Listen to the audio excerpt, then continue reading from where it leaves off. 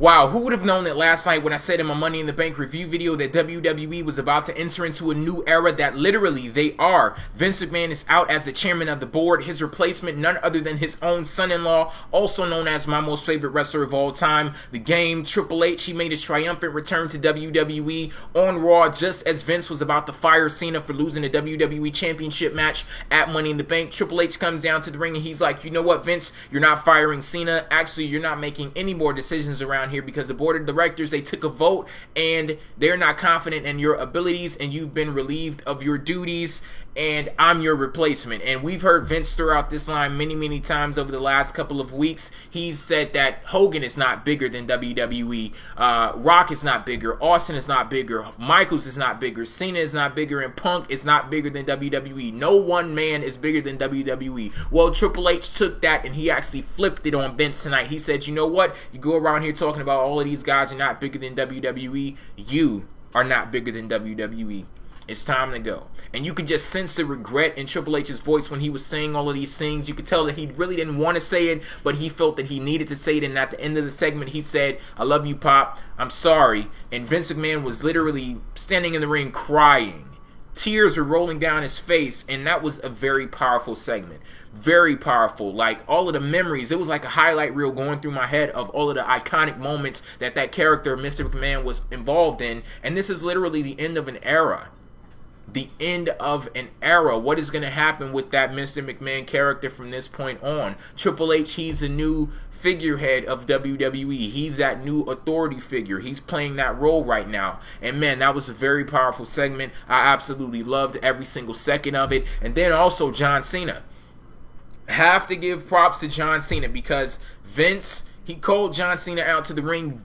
Cena was fully prepared to get fired and he just went off. Like, he delivered a fucking awesome promo. It was not shoot like CM Punk's was, but it was fucking awesome. Like, it was, you know, it fit the mold of, you know, what was going on. It wasn't off the deep end, but it was an awesome promo. One of the best that I've ever, you know, one of the best ever from Cena.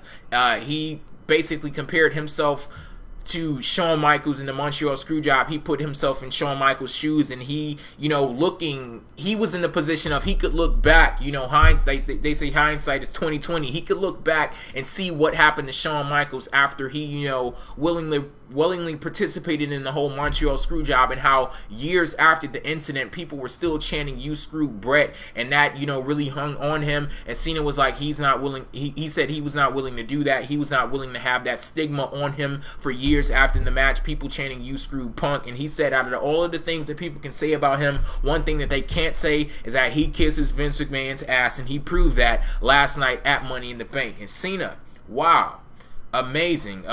He had a fucking awesome match at Money in the Bank and a great promo on Monday Night Raw. He's on a roll.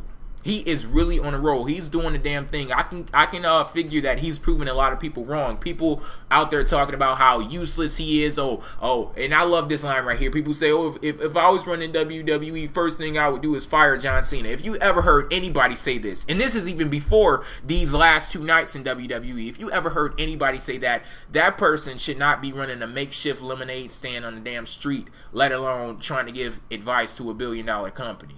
You know, I'm just throwing that out there. But, yeah, Cena has been great these last couple of days in WWE. I'm hoping that this trend continues because, you know, I'm really starting to get on board with him. By the way, I love that little line that Cena threw in there where he basically said if Vince fired him that he would jump ship over to TNA. That was pretty cool. But back to the grand scheme of things, Triple H is now the man in WWE. He's the head of the company. And as we've seen many times before in the past, that position holds immense power. When Vince McMahon held it, we got some historic moments, some historic feuds. Will we tap into that power with Triple H in that position? Like, all of the possibilities that are running through my head, I see great things coming and all of the possibilities are limitless. And I just can't wait to sit back and see how it unfolds. Like, just within the first week of it, it already has me intrigued, interested, and I'm fully, you know, compelled by this storyline because Triple H, my most favorite wrestler of all time, It's great to see him back in WWE, even though he isn't an active competitor, but he's in a new element now, a lot of new things and not a lot of new possibilities. And like I said, I just can't wait to see what happens with Triple H in this position. And now we also have questions about Vince. What happens with Vince McMahon now? Was this his way of writing off the Mr. McMahon character?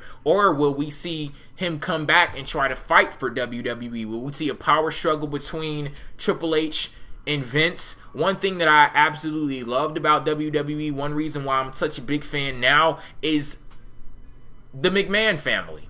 To be completely honest, and I've said many times before on the sideshow that I've been missing the McMahons on TV. Those power struggles between the family feuds and things like that. So if we get a new age version of that with Triple H on one side and Vince on the other, that would be cool.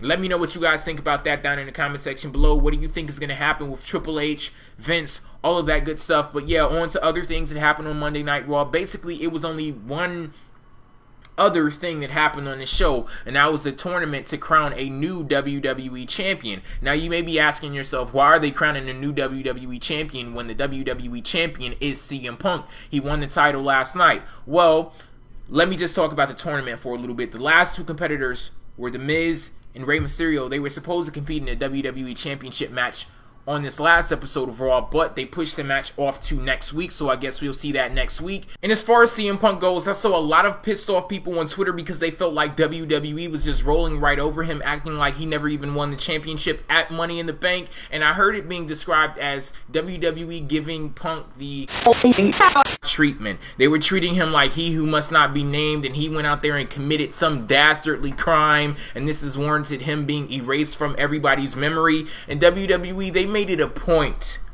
to ignore CM Punk. Like, the only person that even mentioned CM Punk's name was John Cena, and right after he mentioned it, he said that he wasn't supposed to say it. So it's all by design. They are intentionally ignoring CM Punk. They're acting like, you know what, last night, we don't give a fuck what happened in that match. There is no WWE champion. We're about to crown a new WWE champion, even though the legit champion is running around town in Chicago partying with the championship, and he was actually at a baseball game while Monday Night Raw was on air posting tweets and things. And when he heard about the tournament, he was like, new champ, how can that be when the champ is here? And he posted a picture of himself posing with the WWE championship at the Cubs game. So he's having a lot of fun with this, you know, on his little vacation or whatever the hell he's doing right now.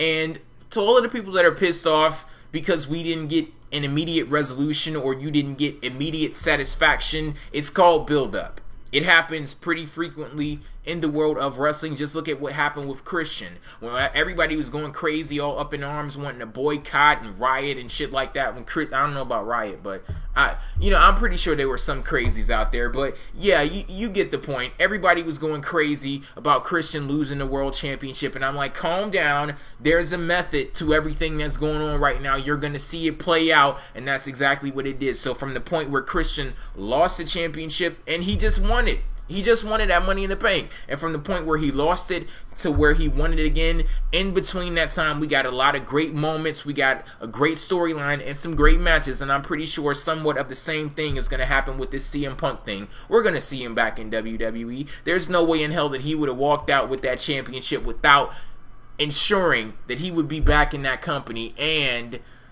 yeah, I'm guessing that maybe a new champion will be crowned and he'll come back and defend the legitimacy of the belt that he has, something like that. But to be completely honest, I have no idea, no inside knowledge on what's going to happen. So it's allowed me to just create, my own thoughts in my own head and then sit back and enjoy and just see how it all unfolds.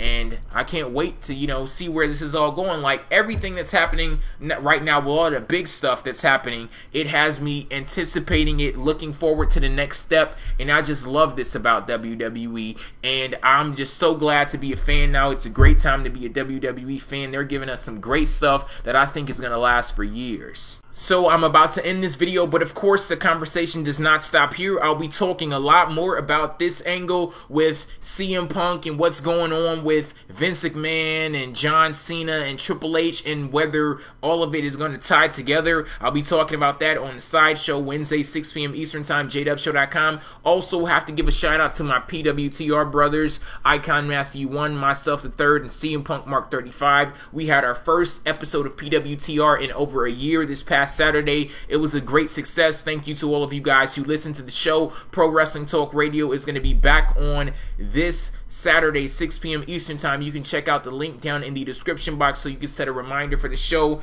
Join in on the conversation. We'll be examining everything that's going on in WWE with the microscope, getting all into, the nitty-gritty of it. And yeah, thank you for watching this video. I am J-Dub. Peace out.